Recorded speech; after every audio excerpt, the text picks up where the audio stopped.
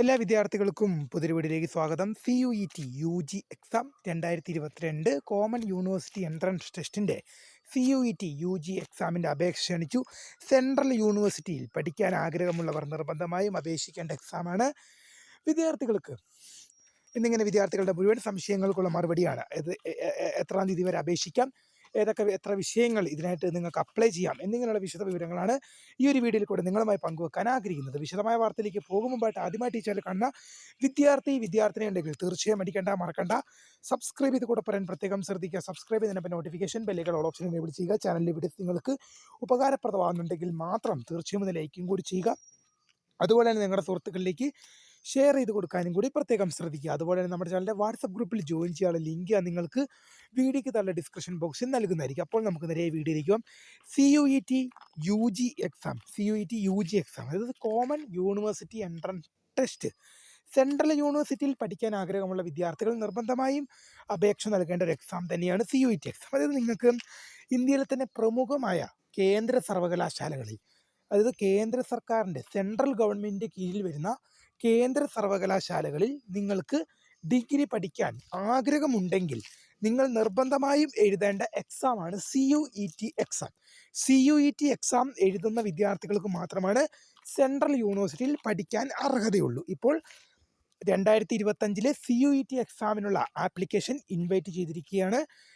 March മാസം 22-ാം തീയതി വരെ വിദ്യാർത്ഥികൾക്ക് CUET എക്സാമിന് നിങ്ങൾക്ക് അപേക്ഷിക്കാം. നിങ്ങൾ ഇതിനായി അപേക്ഷ സമർപ്പിക്കാൻ നിങ്ങൾ ഗൂഗിളിൽ കയറിയ ശേഷം CUET UG എക്സാം 2025 എന്ന നിങ്ങളൊന്ന് സെർച്ച് ചെയ്ത് കഴിഞ്ഞാൽ നിങ്ങൾക്ക് NTA നാഷണൽ ടെസ്റ്റിംഗ് ഏജൻസി, ഒന്നും കൂടെ പറയാം, NTA നാഷണൽ ടെസ്റ്റിംഗ് ഏജൻസിയുടെ ഒഫീഷ്യൽ വെബ്സൈറ്റിലേക്ക് പോകും.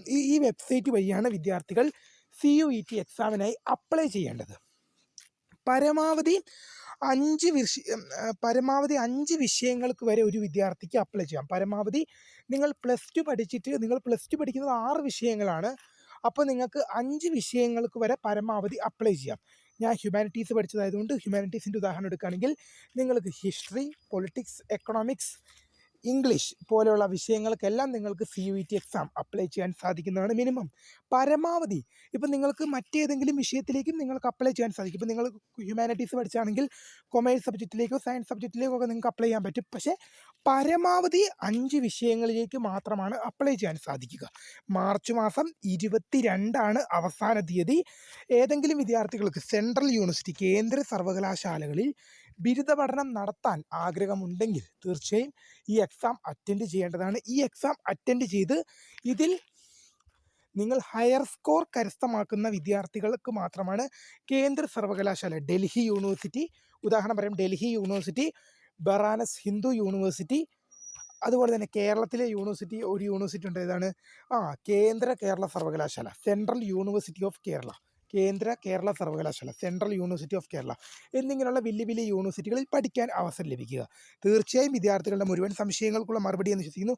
ഇനിയും എന്തെങ്കിലും തരത്തിലുള്ള സംശയങ്ങൾ ഉണ്ടെങ്കിൽ നിങ്ങൾക്ക് വീഡിയോയ്ക്ക് താഴെ കമൻറ്റായിട്ട് രേഖപ്പെടുത്താം. അതുപോലെ തന്നെ അപ്പോൾ പുതിയൊരുമയായി കാണുന്നവരെ, my name is Kariya, the founder of Kariya for the career guidance. Thanks for watching. By.